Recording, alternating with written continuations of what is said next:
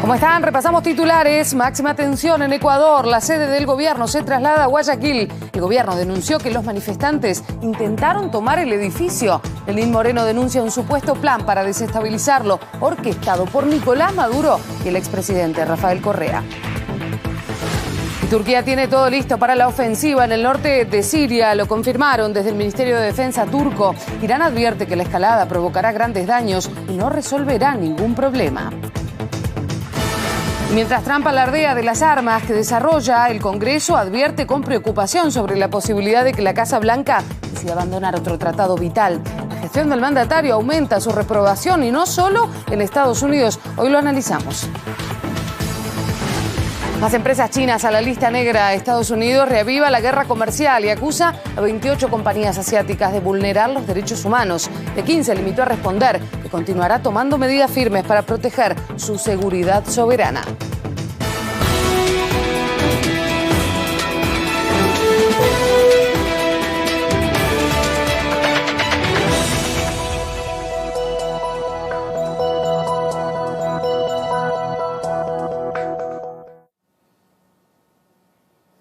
¿Cómo están? Gracias por elegir RT para informarse. Vamos a comenzar con las noticias y claro, en Ecuador, allí el presidente Lenín Moreno anunció el traslado provisional de la sede del gobierno a la ciudad de Guayaquil ante el aumento de la violencia durante las protestas que tienen lugar en ese país. El descontento de la población tiene su origen en la retirada de los subsidios a los combustibles, una medida acordada, claro, con el FMI.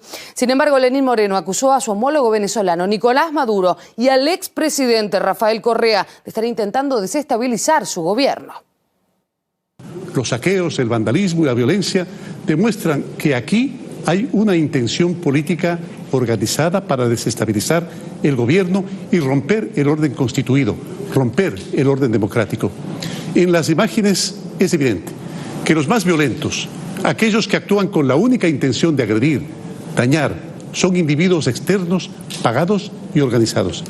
¿Acaso creen ustedes que es coincidencia que Correa, Virgilio Hernández, Patiño, Pavón hayan viajado al mismo tiempo hace pocas semanas a Venezuela? El sátrapa de Maduro ha activado junto con Correa su plan de desestabilización.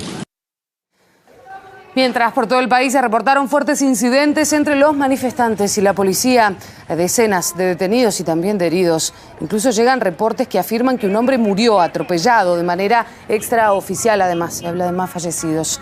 El Congreso dijo además que los manifestantes intentaron asaltar la sede de la Asamblea Legislativa. Las clases en todos los centros educativos del país fueron nuevamente suspendidas esta jornada. Vamos a conocer la opinión sobre todos estos hechos del expresidente de Ecuador, el Rafael Correa.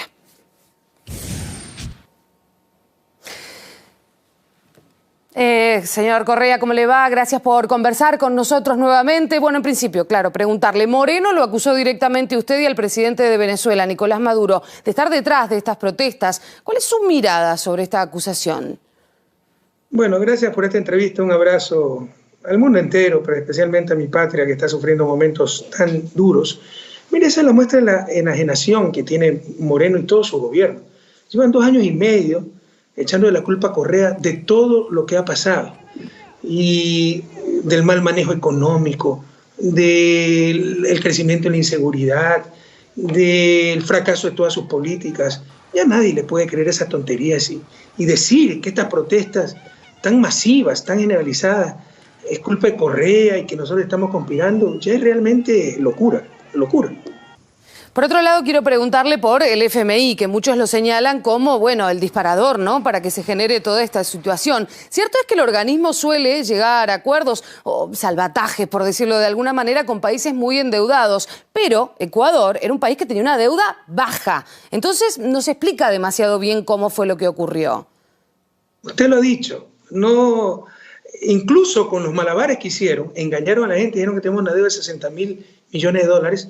Eso es 60% del PIB. Bélgica, el país donde radico, tiene más del 100% de deuda con respecto al PIB. Pero además era mentira. Ya se tuvieron que publicar las cifras oficiales y era 39.6% del PIB la deuda al final del 2016. Yo goberné hasta inicios, quinto mes del 2017. De ahí ellos han seguido endeudando, ahora está en 55%, pero ni eso es sobreendeudamiento, es puro cuento. desde el principio traicionaron el programa económico y en general el programa político decidido en las urnas. Quisieron imponer el neoliberalismo para contentar a los grupos a los que se les regaló el poder, los grupos que fueron derrotados, pero perdiendo, accedieron al poder por la traición de Moreno. Y estos grupos buscaban el neoliberalismo, el sálvese quien pueda, abrir importaciones para beneficiar a los grandes importadores, que nadie controla a los bancos, minimizar el Estado, se perdonaron impuestos, es decir, reducen ingresos del Estado, redujeron o eliminaron incluso aranceles, liberaron sector externo, con lo cual puede estallar la dolarización, pero eso implica menos ingreso fiscal, por un lado. Para contradecir a Correa, incrementaron gastos inútiles, por otro lado. Por ejemplo, ineficientes. Un subsidio que había suprimido a la Seguridad Social, que tiene su superávit de caja, no necesita ese subsidio, pero eso es, en ese momento eran $1.000 millones, ahora son 1.300 millones. Exactamente lo mismo que están obteniendo con el alza de los combustibles, es lo que le están dando al Seguro Social, pero no contentos con eso, prohibieron financiamiento interno, que el Seguro Social no pueda financiar al gobierno, no pueda comprar bonos del Estado, esa plata la manda afuera, financiamos a Estados Unidos para que nos paguen 0.5%, en verdad una economía tonta, boba, ya diríamos irracional, y también prohibieron al Banco Central, donde están los depósitos del sector público, la plata del propio gobierno, del propio Estado, que financie al gobierno. Con ese cóctel molotov, ¿cómo no iban a tener problemas? Y no se les ocurrió mejor idea que duplicar el precio de los combustibles y dar tremendo, como llamamos en Ecuador, paquetazo al pueblo ecuatoriano, que no se veía hace 14 años esta clase de medidas. Y por eso es un cúmulo de cosas, pero esta es la gota, y gran gota que derramó el vaso. Ha salido masivamente el pueblo ecuatoriano con todo derecho a protestar en las calles. Ahora, señor Correa, queda clara la explicación, ¿no? Por detrás de lo que está pasando. Quiero preguntarle por el cotidiano, por el día a día, porque, bueno, es cierto que llegan todo el tiempo noticias cada vez peores, cada vez más violentas de parte de Ecuador. ¿Cómo cree que se puede contener esta crisis? ¿Qué es lo que va a pasar? Mire, este señor traicionó al programa de gobierno y uno hubiera esperado van a hacer algo nuevo y mejor. Solo destruyeron. Dejamos la economía creciendo, eso aguantó 2017, 2018, y este año vamos a decrecer. Creció el desempleo, con eso creció la inseguridad. 500.000 ecuatorianos volvieron a la pobreza, y ahora este paquetazo sin ningún factor externo. No es que se ha desplomado el precio del petróleo, estén los precios presupuestados, no es que ha habido un terremoto, es mal manejo de la economía. ¿Cómo se resuelve esta gravísima conmoción social? Ecuador tiene una historia de esto. Por eso, entre otras cosas, uno tiene que agarrar el alma, porque es como que si nos volvieron al pasado. Del 2007 al 2017 hubo un solo presidente, quien le habla, y ganamos todas las elecciones. Una estabilidad, pero inédita en el país. Pero antes de mi gobierno, del 96 al 2006, en 10 años hubo 7 presidentes. Ningún gobierno acabó su periodo. Cada 18 meses se cambiaba gobierno. Y hubo muchos de estos problemas en el 96, en el 99, en el 2005. Para dar salida constitucional a estas tensiones, la Constitución del 2008 estableció lo que se llama comúnmente la muerte cruzada, que en realidad es anticipar elecciones. Artículo 130, lo puede hacer la Asamblea Nacional con 2/3 de los votos en caso de grave conmoción social como la que estamos viviendo, o el mismísimo presidente de la República, artículo 148, puede disolver la Asamblea, anticipar elecciones generales cuando haya casos de conmoción social graves. ¿Por qué no hacen lo obvio? Porque saben que pierden en las urnas.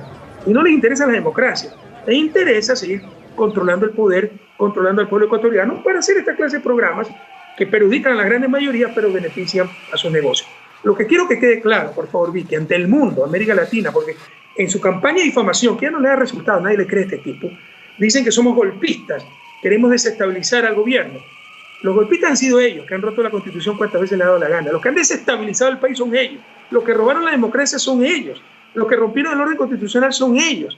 Y hay salida constitucional y democrática para este problema. No ilegal, no como Perú, que está en un conflicto similar, sin salida institucional. Tenemos la salida constitucional, que es anticipar elecciones y que el pueblo vote. Así se resuelven los conflictos en democracia, en las urnas. ¿Por qué no hacen lo obvio? Porque no les interesa el país, solo les interesa seguir manteniendo el poder y seguir defendiendo sus intereses. Por último, quiero preguntarle sobre un tema que ya hemos conversado cuando tuve la posibilidad de entrevistarlo y tiene que ver con su mirada de los medios hegemónicos, vamos a decirlo también, en Ecuador y sobre cómo están relatando de alguna manera lo que está sucediendo en Ecuador. Yo quiero saber cuál es su mirada, porque sé que es una persona muy crítica de este tema.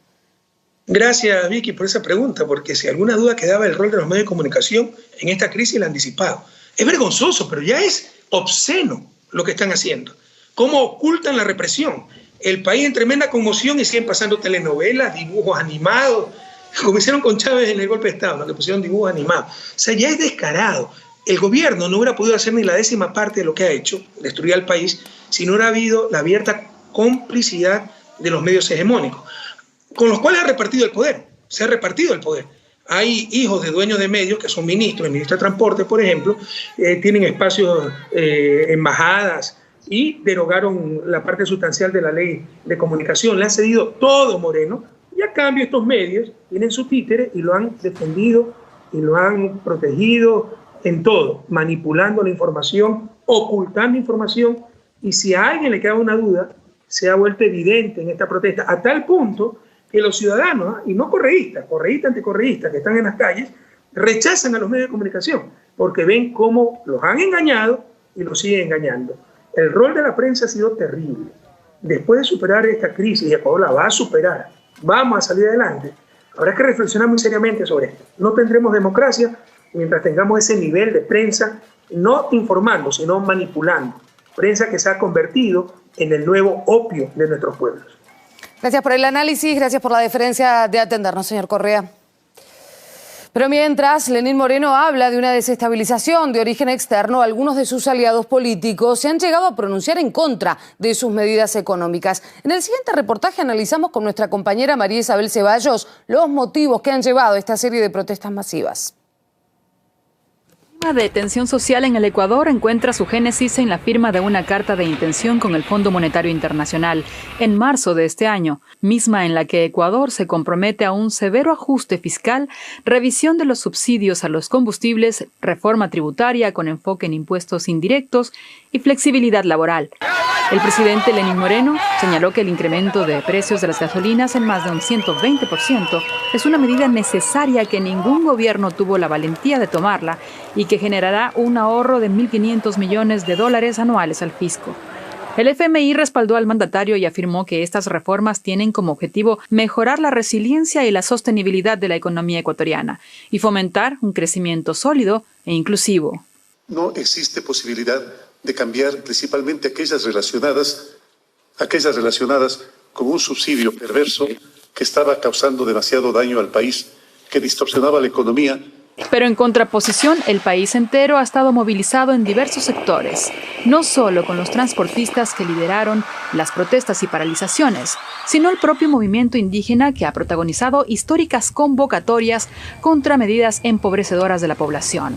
También se han sumado estudiantes y decenas de miles de ciudadanos. Estas fueron sus voces en el Ecuador profundo.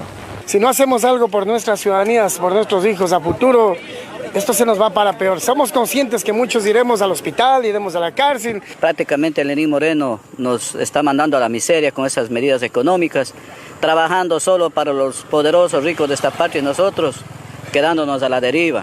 Es parte de la reacción de un pueblo que no se esperaba un golpe tan duro. Si los analistas financieros, económicos del país dicen que eso es bueno, sí quisiera que de aquí a 6 meses vean el resultado que ha pasado. Nos perjudica, todo lo que somos campesinos nos perjudica. Y con nosotros también en la gasolina es parte también de la obra. Los distintos sectores han denunciado una fuerte represión en las calles, abusos contra los manifestantes y contra periodistas se reportan en redes, además de la presencia militar. El presidente Lenín Moreno define a las movilizaciones como un intento de desestabilización de su gobierno y algunos de sus voceros políticos han insistido en culpar al expresidente Rafael Correa.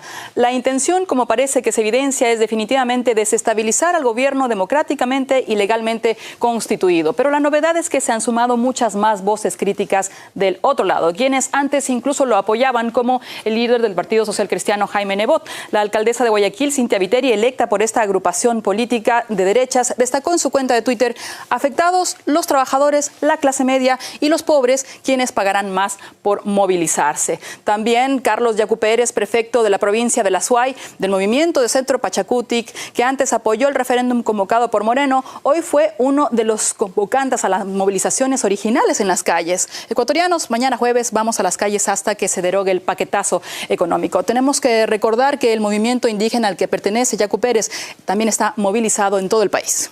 El presidente Moreno ha insistido en que no dará marcha atrás en el paquete de medidas económicas. No solo cuenta con el respaldo del FMI, sino de importantes sectores empresariales, importadores y financieros. Pero Ecuador ha vuelto el fantasma del derrocamiento de gobiernos, luego de similares movilizaciones nacionales que terminaron con la salida de mandatarios a los que consideraron que habían traicionado los intereses populares. María Isabel Ceballos, RT.